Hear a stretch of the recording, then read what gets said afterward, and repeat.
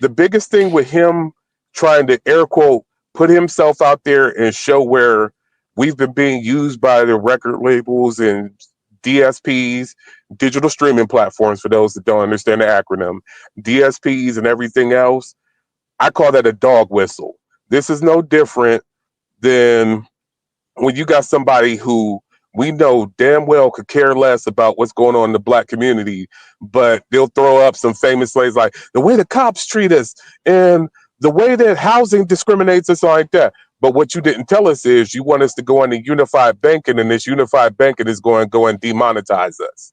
You know what I'm saying? You're saying stuff real good. And this is where I say, like I said, before he messed up at the end, when he was dealing with Curtis, it was funny because Curtis is defending him the whole thing. He didn't defend how he called Abs out her name. He's like, I'm not even going to add this in this video because I don't respect it. I don't think it's cool. I've got my dealings with him, and homeboy talks around in circles and messes stuff up. He's like, but you know what he's doing? This is genius. We need to see at the table. And then right at the end of it, Lupe pops up in his chat and starts talking shit to him. It's like, are you serious? Like, hey, I could do what you do better than you. Like, my AI could. What are you doing? You're so unaware. And this is why I say this is an ego play. This is a narcissist play where you're just going out. You're not going to put black folks at the table. You're not going to give us a hand in what's going on. This is strictly a play for your greatness and your greatness only.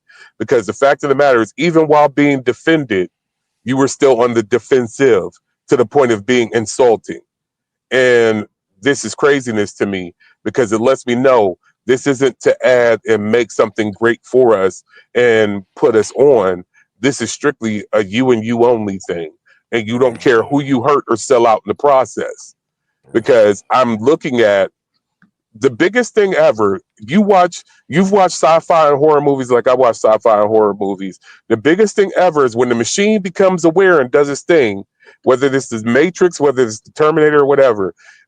I can't think of the movie right now where the weather system took over with homeboy. He had to go in and try go on the space station to fight the weather machine to stop it from screwing up the Earth. The one thing that's always dope is the fact of the one thing that is human, it doesn't know.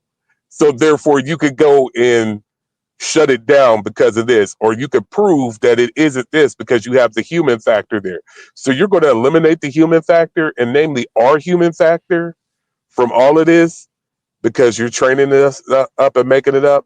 And like I said, it's the dog whistle, man. I could tell you right now, if we're sitting up, it's like, yo, man, this other podcast is up there talking trash about us, and they up there stealing and doing this and doing that.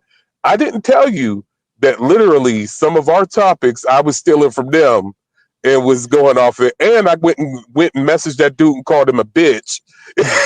look, yeah, you's a punk motherfucker. Yeah, there's a reason they dissing us. Because you did what you did. It's like me telling you, hey, man, we need to go ride with these cats on this block. I ain't tell you I was messing with somebody's baby mama. You know what I'm saying? It's like, dog, look at it. You're dog whistling to get people to see your point. That's what Lupe did. He dog whistled to get people to see his point, but then turns right back around and doesn't say, well, hey, there are downsides to this.